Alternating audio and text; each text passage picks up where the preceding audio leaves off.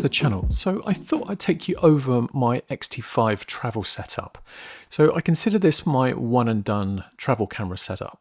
In a previous video, I did mention that I preferred using the Fujifilm X100 Mark VI as my preferred travel camera, but this, the X-T5, has quickly replaced that. And the reason being is I wanted a zoom lens. On here I have the 16 to 50mm.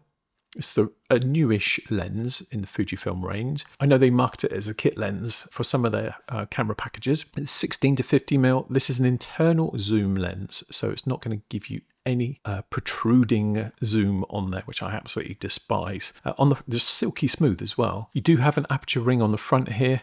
You have the switch here for auto or manual, and then that will read in your display on the back. I have a variable ND filter on the front here because I love shooting both stills and motion. And again, one of the reasons why I went over to the X-T5 is of the quick switch between stills and movie. And you don't have to fumble around in all the menus like you do on the X100 Mark VI. I love the tilting screen on this. Great for low down shots. And then I love the way this tilts for portrait shooting also, because I always shoot in that kind of orientation, that vertical format. On the bottom of the camera here, I have a SmallRig leather half case.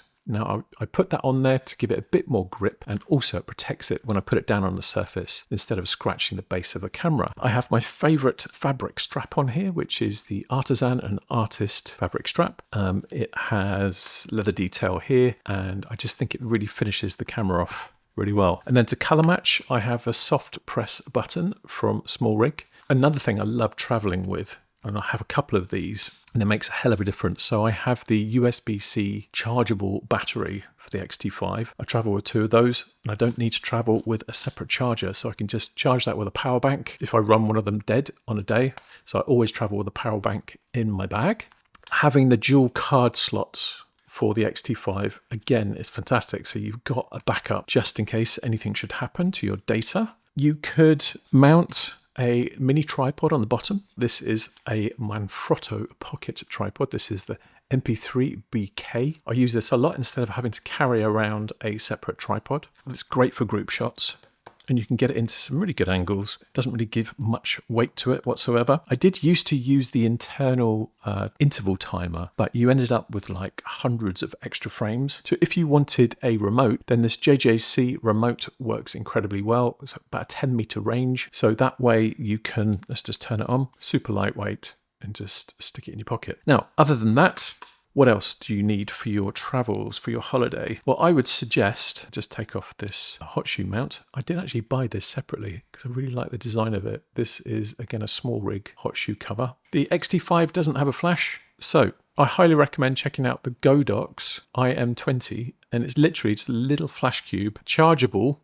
Again, you can charge this with USB-C, powers up with this button here, and then you can adjust your power like so. Easy, easy. So really, that is it. That is my one and done travel setup.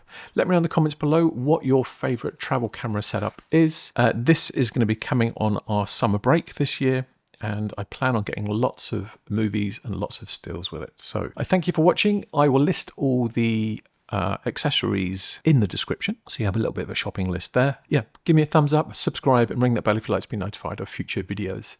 Thanks for watching, and I'll see you in the next one. Bye for now.